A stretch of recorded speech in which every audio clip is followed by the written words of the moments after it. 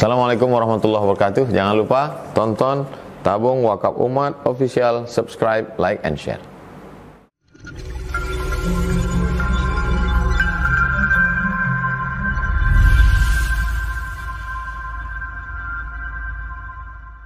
Alhamdulillah nahmaduhu wa nasta'inu wa nastaghfiruh wa na'udzu billahi min syururi anfusina wa min sayyiati a'malina may yahdihillahu fala mudhillalah wa may yudlil fala hadiyalah.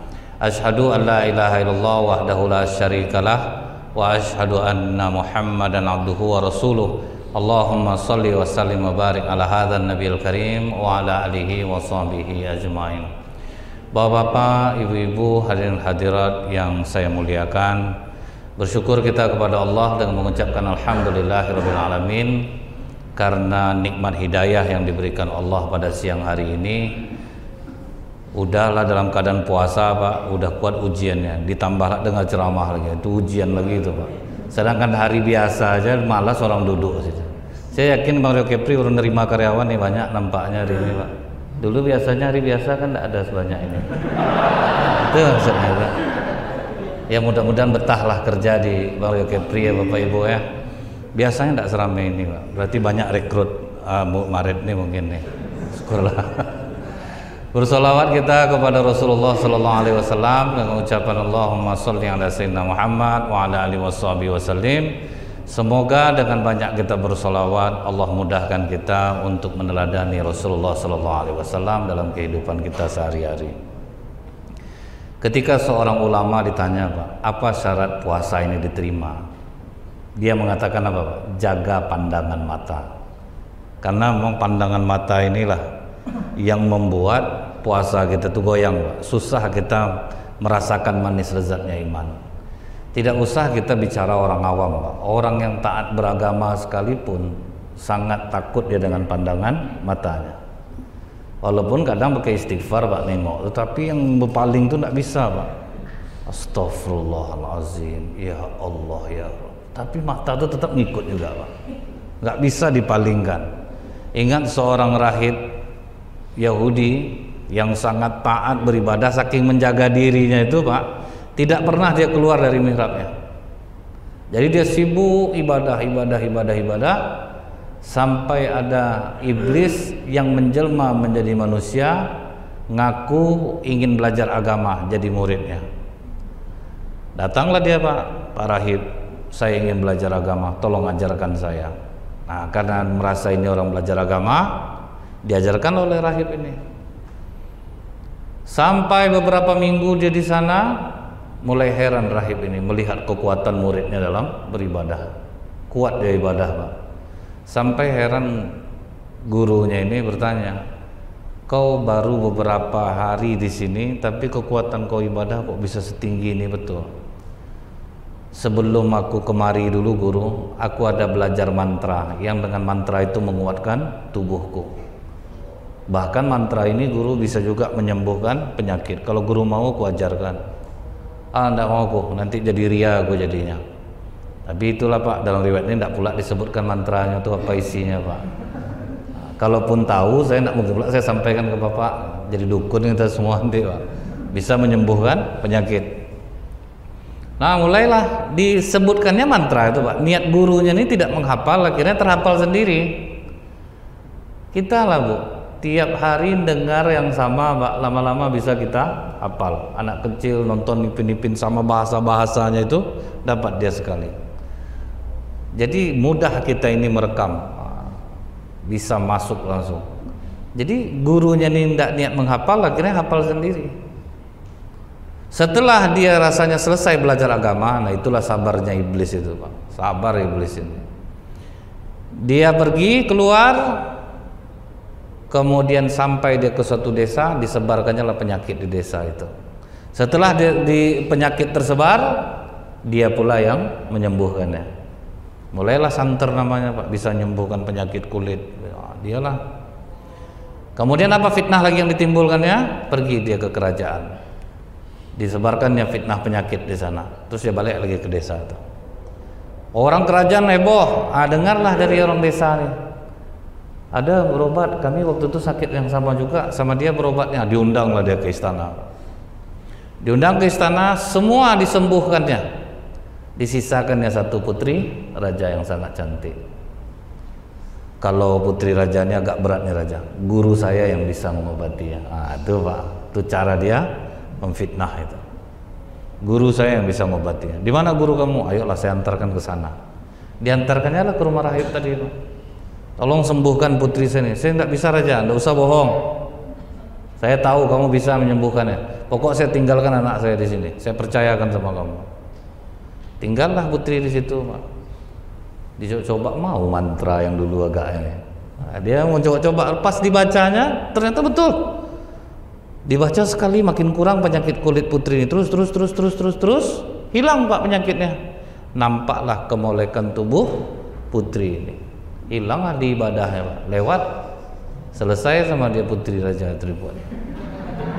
Itu Pak, nggak ada Pak, nggak ada kita ini yang kuat. 2 kali dalam sejarah Bu, seorang rahib yang kena dengan perempuan. Di dalam kitab Talbisul Iblis karya Imam Ibnul Qayyim Al-Jauzi, ada seorang rahib juga yang sangat taat beribadah. Ada 2 orang laki-laki bersaudara mau pergi berjihad di jalan Allah. Dua-duanya berunding, bang, di mana adik kita ini kita titipkan? Yang taat di kampung kita cuma rahib itu aja. Di situ aja lah kita titipkan. Sepakatlah Pak berdua. Dititipkanlah adiknya Bu ke rahib ini. Kata rahib, jangan bawa di sini. Saya tidak berani. Tapi dipaksa rahib, kepada siapa lagi kami mau menitipkannya? Sementara kau yang tahu agama di sini. Tolonglah titip adik kami. Kami ini mau pergi berjihad. Kau kan berada di lantai atas, biar adik kami di lantai bawah. Kalau memang mau mengantar makanan di tangga aja lah. Terpikir oleh rahib nih, iya juga, susah juga udah nolak nih. Jadi rahib nih di lantai atas, adik perempuannya di lantai bawah. Setiap kali ngantar makanan diletakkannya di bawah tangga itu. Iblis cukup sabar. Nah, begini kan baik rahib. Kau tidak terfitnah, makanan diletakkan di bawah tangga, kau tetap beribadah di atas. Kan tidak ada salahnya. Itu cara iblis Pak. Sabar. Makanya satu-satunya sifat iblis yang harus kita tiru adalah sabar nih Pak. Mereka tidak pernah putus asa. Nah, itu Pak ya. Memang ada yang perlu dicontoh Pak dari iblis tuh. Dia itu memang tidak pernah putus asa. Setelah cukup lama dia rayu dengan cara ini, mulai ditambahnya Pak. Rahib. Kalau di bawah tangga diletakkan, kadang sering dimakan binatang. Sering dia tidak dapat makanan itu. Apalah salahnya? Kau ketuk pintu kamarnya, letakkan makanan itu di bawahnya. Habis itu lari kau ke atas lagi. Nah, betul juga nih. Nah, itu Pak. Mulailah diketoknya pintu, taruh makanan, lari ke atas. Dan itu cukup lama. Iblis biarkan aja iramanya seperti itu. Kemudian mulai naik lagi levelnya Pak. Rahib, kau tahu agama. Udah lama perempuan itu tinggal di sini, masa tidak terajarkan kau agama sama dia? Kalau takut terfitnah dibicara di dalam, bicara di luar. Kasihan tidak ada kawan dia selama ini. Betul pula. Ini ada unsur pahalanya nih. Makanya orang hati-hati Pak mengingat-ingatkan kajian. Jangan lupa ya Dek, ada kajian di sini tuh. Bentuknya mengingatkan agama Pak, tapi berdentang juga jantung itu tuh. Makasih ya Bang atas informasinya. Itu ya kena ada berdentang jantung tuh Pak. Walaupun dalam ilmu agama itu jebakan iblis nih Pak, dahsyat. Kalau preman nggak perlu lagi digoda iblis Pak. Iblis sudah nyantai aja Pak. Bapak yang udah rajin sholat, ibu yang udah rajin sholat, itulah yang diusahakan iblis untuk menghancurkan. Kalau yang jahat-jahat itu tidak ada guna lagi Pak, tidak payah lagi buang energi aja kalian, kata iblis nih Pak Raja. Itu mau kami goda, tidak usah, kawan tuh, tidak usah tuh.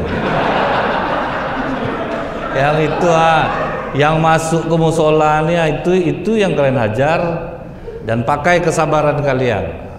Ternyata dia berhasil Pak, cara ini dia berhasil. Pura-pura perhatian dalam agama, kami ini aja Pak, untung Ustadz nih Pak, kok tidak lewat mungkin. Kadang orang bertanya di handphone nih Pak, Assalamualaikum Ustadz. Waalaikumsalam ya Bu, saya ada masalah sama suami saya Ustadz. Panjang-panjang lebar, kita kasih jawabannya. 4 hari kemudian, alangkah bahagia ya Ustadz kalau suami saya Ustadz. Wah, pokoknya berdentang jantung Pak. Mau rasa menyuruh dia cerai Pak, mau rasa ya. Jadi untuk jaga-jaga tuh Pak, makanya Pak, handphone jangan ada yang dikunci Pak. Saya demi Allah Pak, handphone saya tidak ada dikunci ini Pak, tidak ada pakai password nih. Bapak pun mau buka boleh, tidak ada rahasia di dalam nih Bu. Untuk apa? Untuk menjaga diri sendiri sebetulnya Pak. Karena saya bukan malaikat. Nah, jadi kalau dibuka siapapun bisa. Ini kadang dikasihnya nama cewek itu Kapolres Pak, supaya istri yang tidak mau ngangkat. Jadi pas nelpon, tengok Kapolres kawan abang. Ubahlah tuh Pak, udahlah tuh. Jangan main-main macam itu juga lagi. Akhirnya istrinya Bu ya, bosan Kapolres ini ngapa sering betul nelfonnya, diangkatnya. Lupa cewek Pak, oh ini Kapolres selama ini rupanya. Direndamnya ke dalam kopi handphone suaminya. Pas suami habis mandi, mana apa ya bang? Tuh sedang minum kopi sama Kapolres. Baru terkejut dari situ. Jadi udah pokoknya Pak, kalau mau baik Bapak, nggak usah kunci-kunci Pak. Nggak ada rahasia-rahasia lagi Bu. Kita suami istri itu nggak ada rahasia-rahasia lagi. Udah, supaya kita menjaga rumah tangga kita juga Pak, menjaga keutuhannya. Ini kadang bunyi handphonenya lari dia Pak. Jangan angkat HP abang, jangan loh, ngeri Pak, takut. Kamar mandi bawa apa bawa, nelfon pura-pura manggil nama laki-laki, bentar John, jalan dia Pak. Kan itu tuh. Kalau ada yang seperti itu Bu, ikut dari belakang, nggak ada gitu. Tak mungkin si John tuh. Apa salahnya di situ aja nerimanya Pak kan? Nah jadi ini kesabaran iblis. Kita nih yang jadi proyeknya nih Pak, yang udah sholat nih Pak, kita nih yang jadi proyek iblis ini. Nah jadi gimana Bu? Mulailah diajaknya perempuan nih ngobrol Pak di depan, diajarkannya agama, mulai dekat, mulai bercanda, mulai sudah dekat, aman. Ngantar makanan apa kata iblis lagi? Kau udah kenal dekat juga dengan dia. Kalau di bawah tuh kadang bisa terpijak nanti jadi. Buka aja lah kamarnya, taruh di dalam. Itulah senjata iblis. Mulailah rahib ini masuk ke dalam, taruh makanan. Ditiupkan iblis lah angin ke pakaian perempuan nih Pak. Terbuka, tidak ada lagi Pak. Namanya orang menahan lah Pak. Kita ini kan menahan sebetulnya. Bukan tidak ada keinginan tapi tahan, tidak boleh. Menahan yang sakit Pak. Makanya kalau dalam orang Israel mengatakan puasa ini ta'anid, mendesak tubuh. Yang namanya mendesak itu kan menahan doa, sakit. Nah itulah namanya menahan. Sekali nampak itu Pak, tidak ada lagi. Diselesaikannya lah Pak.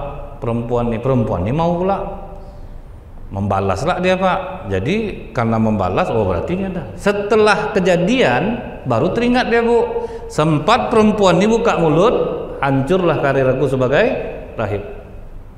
Bunuh, dapatlah dibunuhnya lah Pak. Dikuburnya, saudara laki-laki dia datang, mulailah sandiwara rahib ini. Nangislah dia, adik kalian sakit, kemudian akhirnya tewas. Karena ini rahib yang ngomong percaya. Apa kerja iblis lagi Bu? Datang dia ke mimpi dua orang saudara ini Pak. Adik kalian sebetulnya tidak mati sakit, tapi dia dizinai oleh rahib itu dan dia membunuhnya. Sama mimpinya. Begitu bangun dua-dua, aku mimpi buruk bang. Aku juga, abang mimpi apa? Adik kita dizinai kemudian dibunuh. Sama mimpi aku.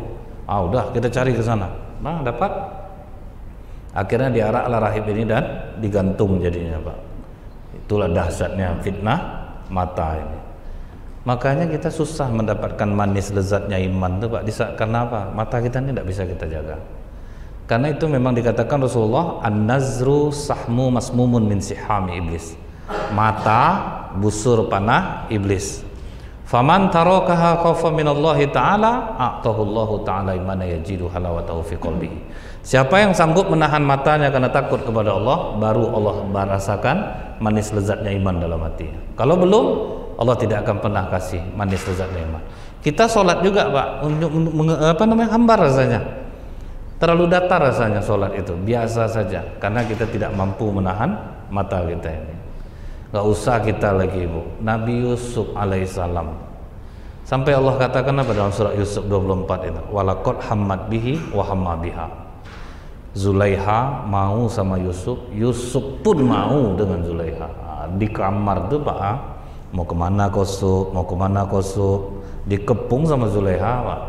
Perempuan ini kalau udah suka kalap Pak, hati-hati lah Bapak, jangan ngasih harapan Pak. Tahu Bapak, di lembaga permasyarakatan Pak ya, sampai ada perempuan datang dari Kalimantan Pak, narapidana ngaku dia seorang bisa megang HP, diolahnya perempuan tuh dari Kalimantan datang ke Pekanbaru di lembaga ini. Nah, itu dahsyatnya Pak ya, kalau sudah suka itu diburunya. Nah setelah itu Nabi Yusuf begitu dikehendaki oleh Siti Zulaiha, sebetulnya Nabi Yusuf mau, cuman Allah yang memberikan tanda kepada Nabi Yusuf. Akhirnya Nabi Yusuf selamat. Itu sekelas Nabi Yusuf Pak.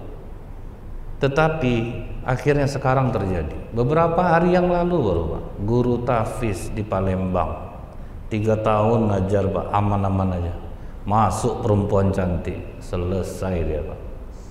Sedang pakai jubah keluar dari Indomaret di masa orang Pak. Ya Allah, saya tidak bisa maksudnya mengatakan dia itu salah enggak. Memang itulah proyek iblis yang terbesar tuh, ngancurkan hati-hati.